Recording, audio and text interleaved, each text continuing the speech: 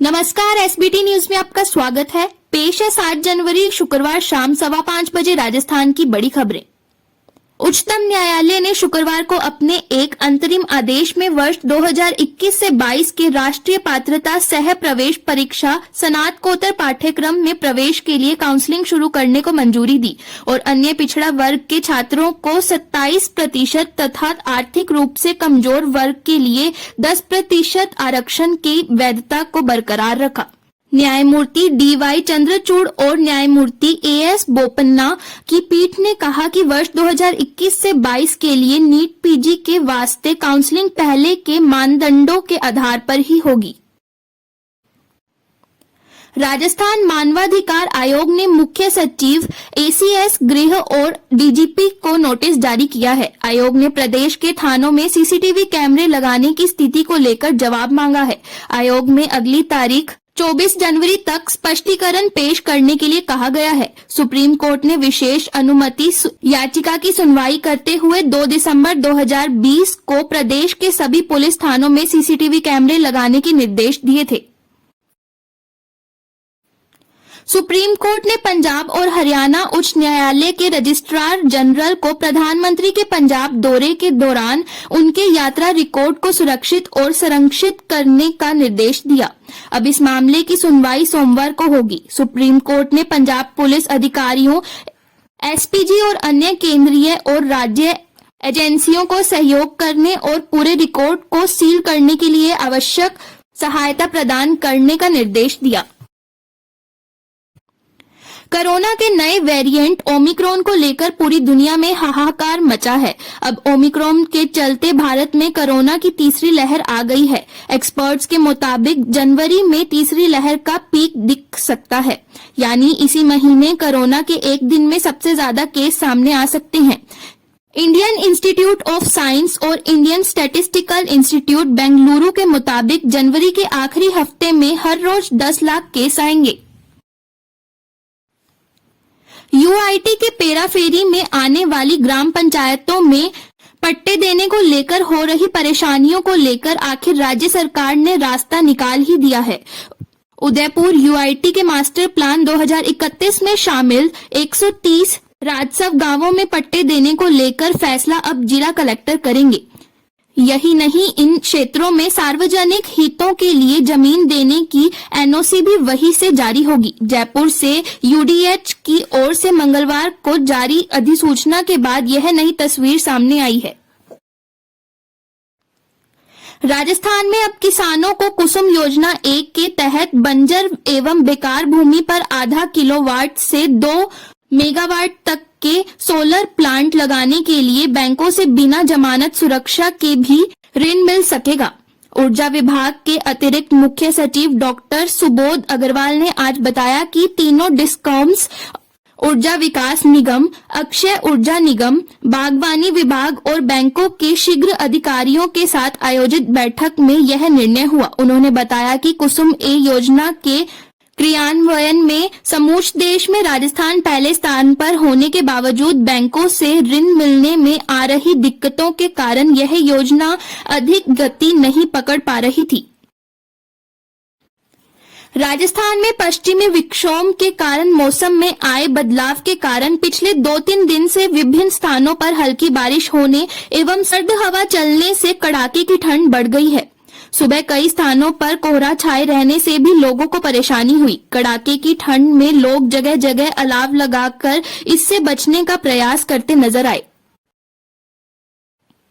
Corona की पहली लहर में अचानक लॉकडाउन के बाद बड़े शहर से घर लौटने वाले प्रवासियों की दिल दहला देने वाली तस्वीरें हम सबने देखी हैं। महामारी की तीसरी लहर में एक बार फिर ऐसा ही नजारा दिख रहा है। मुंबई में प्रवासी मजदूर रेलवे स्टेशन पर डेरा जमाए हैं। सबकी कोशिश यही है कि कैसे भी लॉकडाउन से पहले अपने गांव, अपने घर पहुंच जाएं। मुंबई में रेलवे स्टेशन पर जमे प्रवासियों को पुलिस के डंडे भी खाने पड़े। ट्रेन का टिकट भी नहीं मिला। इसके बावजूद मजदूर वहां से नहीं हिले।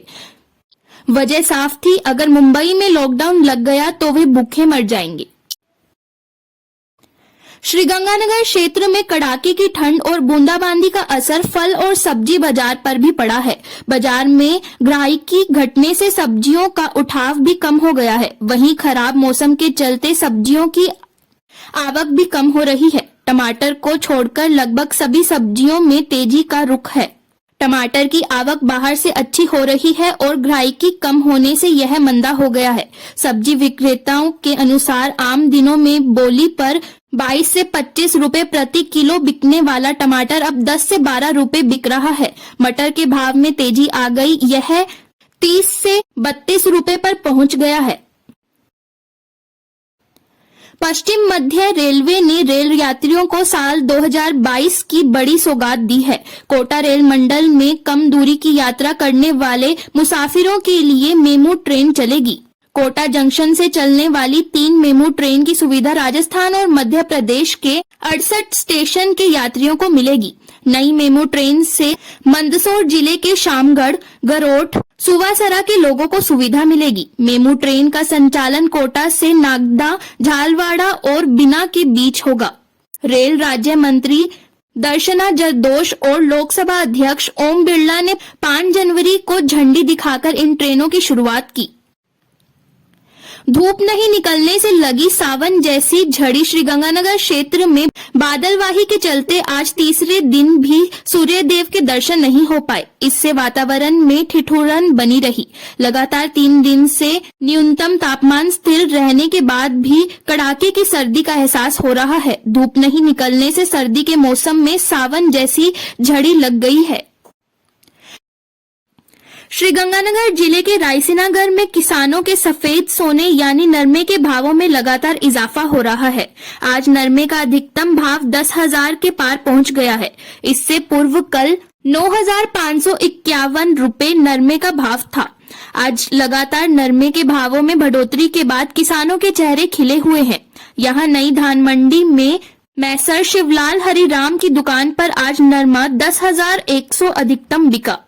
गंगूवाला के किसान बलराम, 39 PS के किसान रणदीप सिंह रोमाना का नरमा आज अधिकतम 10,000 रुपए के भाव बिका है। जिंदल ट्रेडर्स के मालिक मोहित जिंदल द्वारा यह खरीद की गई है। श्रीगंगानगर जिले में उद्योगों को बढ़ावा देने के उद्देश्य से शुक्रवार को सूरतगढ़ रोड स्थित होटल KLM में इन्वेस्टमेंट समिट 2022 का आयोजन किया गया। सेमिनार में विशेष रूप से पधारे जिले के प्रभारी मंत्री गोविंद राम मेघवाल ने कहा कि राज्य सरकार की औद्योगिक प्रोत्साहन नीति बहुत अच्छी है। इसके अनुसार यहां पर उद्योग लगाने के लिए 3 साल तक NOC लेने की जरूरत नहीं पड़ेगी। जिले में बिजली और पानी की समुचित व्यवस्था होने के कारण मंत्री ने कहा कि इससे उद्यमी और प्रोत्साहित होंगे। सेमिनार में शामिल हुए पंजाब, गुजरात और छत्तीसगढ़ के अलावा स्थानीय उद्यमियों ने 3,315 करोड़ रुपए की निवेश MOU किया। इस मौके पर पूर्व में MOU कर चुके उद्यमियों को MOU की कॉपी उपलब्ध करवाई गई। उद्योग एवं वाणिज्य विभाग जयपुर के संयुक्त निदेशक PN शर्मा ने उद्यमियों को निवेश के लिए प्रेरित करने के लिए इसके फायदे बताए और विभाग की ओर से हर संभव सहयोग का भरोसा दिलाया। सेमिनार में विधायक राजकुमार गौड़, गुरमीत सिंह कुन्नर, सांसद निहाल चंद, नगर परिषद सभापति करुणा चांडक, जिला कलेक्टर जाकिर हुसैन और पुलिस अधीक्षक आनंद कुमार शर्मा के अलावा अन्य अधिकारियों ने भाग लिया। श्रीगंगानगर स्वास्थ्य विभाग के खाद्य निरीक्षक की कार्यशैली और व्यवहार को लेकर व्यापारियों में फैला आक्रोश शांत होने का नाम नहीं ले रहा है। पिछले 3 दिन से आंदोलन की राह पर चल रहे व्यापारियों ने आज विधायक राजकुमार गौड़ को ज्ञापन सौंपकर खाद्य सुरक्षा अधिकारी का यहां से कहीं और तबादला करने की मांग की। विधायक निवास पर ज्ञापन देने वालों में खाद्य पदार्थ व्यापार से जुड़ी सभी संस्थाओं के पदाधिकारी शामिल थे। श्रीगंगानगर जिला मुख्यालय पर कोविड की तीसरी लहर की दस्तक के साथ ही लोगों की लापरवाही सामने आ रही है। लोग बिना मास्क के ही घर से रोजमर्रा की तरह निकल रहे हैं। बाजार में बड़ी संख्या में लोग बिना मास्क के नजर आए। बाजारों में दुकानदार व उनके कर्मचारी भी बिना मास्क के नजर आए। हालांकि गाइडलाइन में निजी संस्थानों में कर्मचारियों का वैक्सीनेशन होना जरूरी है। दुकानदार व कर्मचारी मास्क का उपयोग करेंगे और सोशल डिस्टेंसिंग के पालन करेंगे, लेकिन शहर के तमाम बाजारों में गाइडलाइन की पालना कहीं नजर नहीं आई। फिलहाल इस बुलेटिन में इतना ही, फिर हाजिर होंगे और बड़ी खबरों के साथ। एसबीटी न्यूज के और भी वीडियोस को देखने के लिए हमारे चैनल को सब्सक्राइब करें और नोटिफिकेशन पाने के लिए बेल आइकन को प्रेस करें।